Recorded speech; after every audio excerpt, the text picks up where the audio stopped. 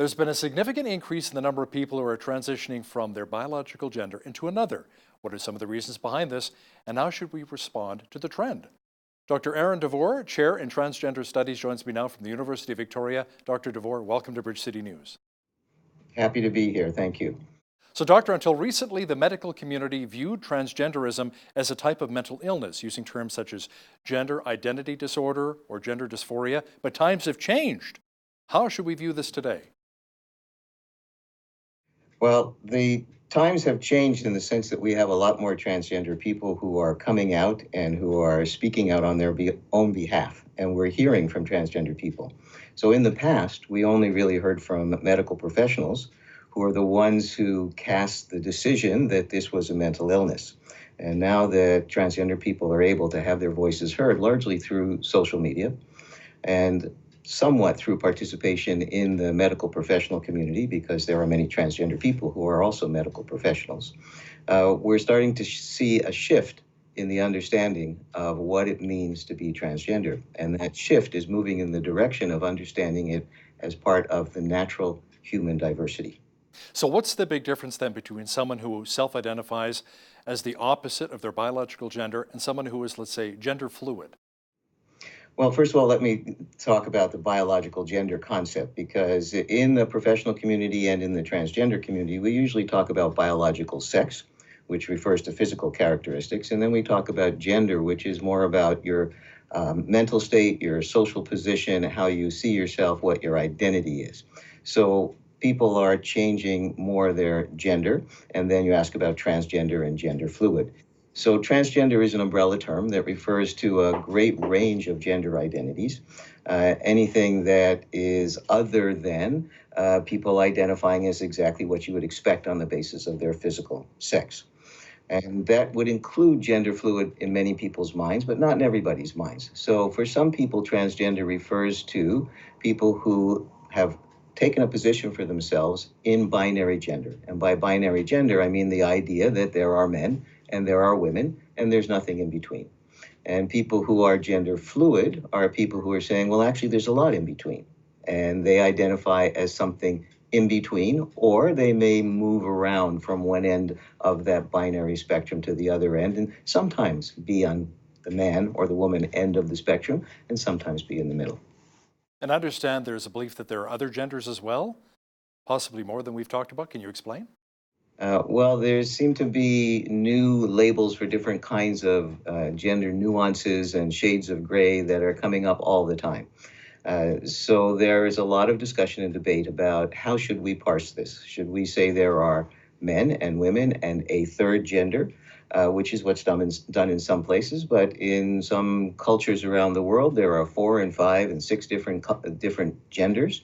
And in our culture, people are increasingly saying gender is a spectrum, and there are no hard and fast points other than perhaps the endpoints. And everything in between can be continued to be defined in different ways, in individual ways, just like each of us has our own personal name, and yet there is a category called names. And there are names that sometimes we think of as men's names, sometimes as women's names, and sometimes there are names that belong to anybody and could be any gender or no gender. And in the same way, people are starting to say, you know what, gender is a range, and we can be anywhere in that range. Now, it's one thing for a person to genuinely believe that they're trapped in the wrong body, but there appears to be a lack of scientific evidence to back that up. Your thoughts? Well, 2 thoughts. First of all, the idea of trapped in the wrong body is kind of an old concept that comes to us from the 19th century. And it's still around, obviously, but not everybody feels that they're trapped in the wrong body. So there's more about feeling that they should be or are something other than what you would expect of them, stereotypically on the basis of their sex characteristic. So what scientific evidence is there for this? We're seeing an increasing number of studies that would lead us to believe that there is a biological basis. I'm not prepared to say it's proven as yet, but I am prepared to say that the evidence is increasing all the time. And what it looks like is something like this, that at the time that an infant or a fetus is in utero, there is a point in development where the genitals form. You probably know from biology class that we're all start out with the potential to have either kind of genitals, and under the influence of chromosomes and hormones, a certain set of genitals are produced. At a later state, various brain structures are produced. At a later stage, various brain structures are produced. And what we're finding today is that when you look at the brain structures of transgender people, and you look at them before they've been through any kind of treatment, any kind of hormonal treatment or surgical treatment, and you look at, are their brain structures similar or the same as the gender they identify with, or similar or the same as the genitals would lead you to believe they should identify. And the evidence is mounting that there is a disconnect in the development of the brain and the genitals, and that the brain is a stronger predictor of what a person's gender identity is going to be than the genitals. Now, there seems to be a dramatic increase in children seeking to transition. Why do you think that is? Well, I think the emphasis on seems to be.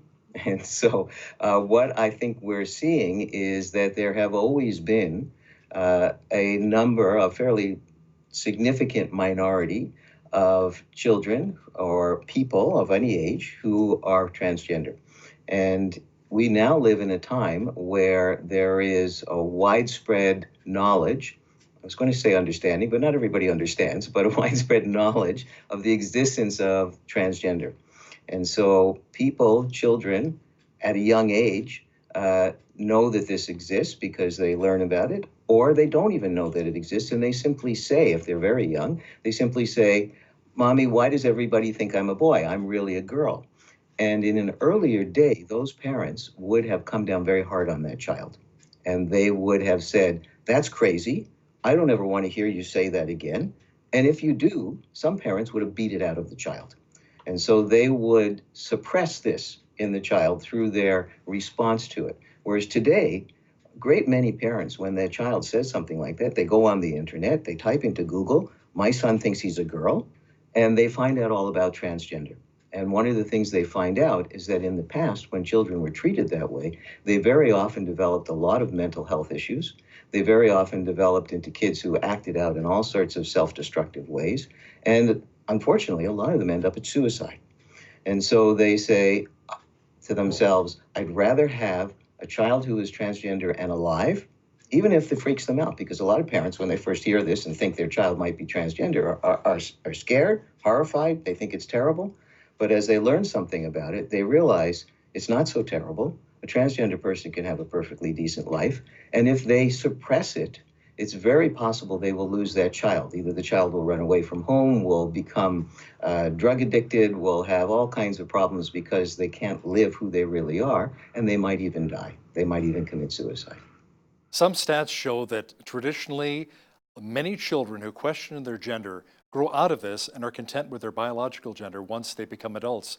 So would it be wiser to wait before using puberty and hormone blockers on vulnerable kids? Okay, so there's two parts to your question. All right, so first of all, the stats. All right, so there are some statistics that people like to quote a lot that say most kids grow out of this. Well, it depends on which kids you're talking about. So the question there is, do we have the ability to determine which kids are serious and which kids are just having a phase? Because some kids do just get ideas and they grow out of them. And they get ideas about all sorts of things, and there's no reason why they shouldn't get ideas about gender as well. And so we have to have a way to figure out which ones are serious, which ones really are transgender. And so one of the watch phrases that trained therapists will use is they're looking for the kids who are consistent, insistent, and persistent. And so when those kids are like that, by the time they get to puberty, what we find is any kid who has been consistent, insistent, and persistent all the way through to puberty, there's a very low, almost zero rate of kids who will change their mind at that point. All right, so the kids who change their mind or figure it out or come to terms with it, they're mostly in those earlier years where they, I think, should be allowed to be gender fluid so they have an opportunity to explore and figure out what is right for them and what's not right for them. But if they come to puberty and they persist that long and they're still insistent and they have been consistent all along, very, very, very few of those children, I don't have numbers for you, but it's approaching zero, will ever change their mind. The other thing I need to say about that is those statistics do not follow those kids into adulthood. And so when you get a statistic that says this percentage of kids have gone away and are living in their gender, if you follow them, a lot of those kids, if they're still alive when they're in their 20s and their 30s and their 40s and even in their 50s, are the people who transition as adults. So what's happened is they have repressed it because their social environment has said to them, you can't do this, the price is too high.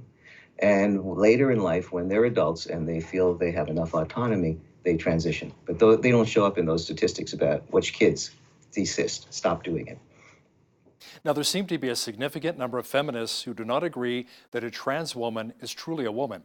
Even some female athletes who have argued that a trans woman should not compete in the same sport because many times the trans woman is physically stronger. Your thoughts? Again, there's two parts to your question. So are trans women really women? And well, that depends on what you mean by really women. All right. So I like to use an analogy about Canadian citizenship or citizenship. Right. So we have many citizens who are born here. And we have many citizens who have immigrated to Canada and have gone through an immigration process and have been given Canadian citizenship.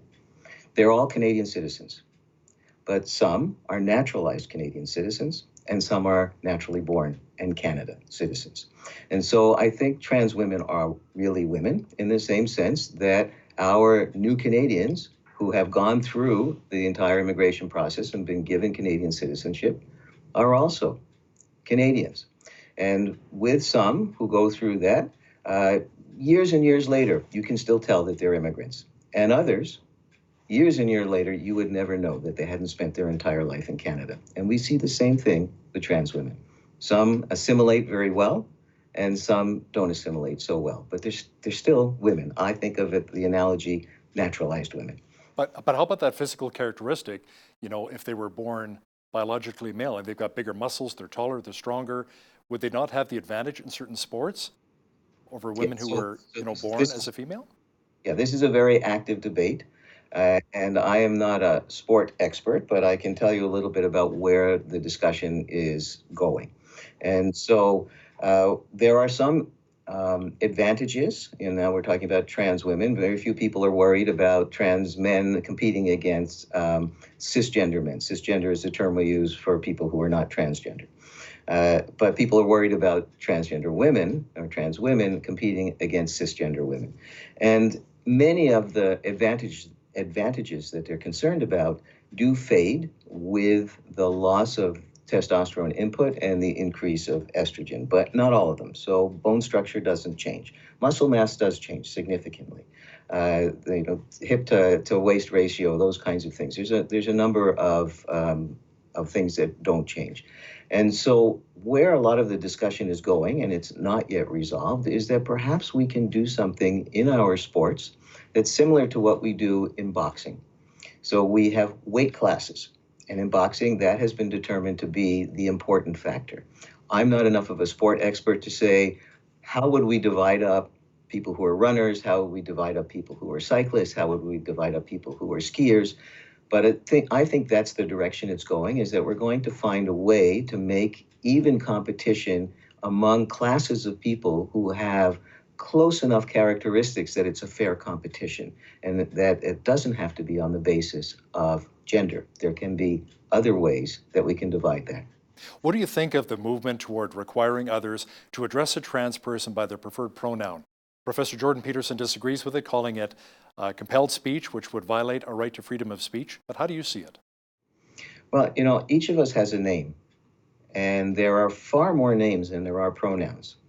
And it is simply a matter of decency and politeness to try and learn someone's name when you meet them. Now, some of us are better at it than others. I often have to apologize for not doing very well at remembering people's names, but I try because I think it's just common decency and respect to do that. There's far fewer pronouns. I do not think it is unreasonable burden to ask people to also make an attempt to learn the pronouns that people prefer. What would you like to see from the faith community? It seems unlikely that there will be 100% agreement on the issue, and there will be differing viewpoints on this. So how can we really bridge the gap? Well, with all things, social change is uneven. And so it can be very rapid in some quarters and very slow in others. And some people resist social change because they feel that it's a threat to their lifestyle and what's important to them and their values. But I've certainly seen a lot of faith communities want to grapple with this, want to deal with this, and want to do it in a way that is respectful and leaves people with a sense of caring and dignity. And what I hope for is that faith communities will reach into their hearts and find a way to allow all members of their communities to feel connected, to feel loved, and to feel included. And I don't have a prescription for how any particular faith community has done that, but I encourage people to look to other faith communities who have taken the lead and who are a little further along in the process, because I know that it is being done in many communities. I'm often asked to come in and speak to church communities about transgender because they want to educate themselves and they want to learn and they want to do well by the people in their midst who are themselves transgender, or the many families, many families who have transgender members in them. And so faith communities are moving on this, and the best advice I can give is look to those who have already made the moves. Dr. Aaron Devor, Chair in Transgender Studies at the University of Victoria, thanks a lot for your time today. Thank you.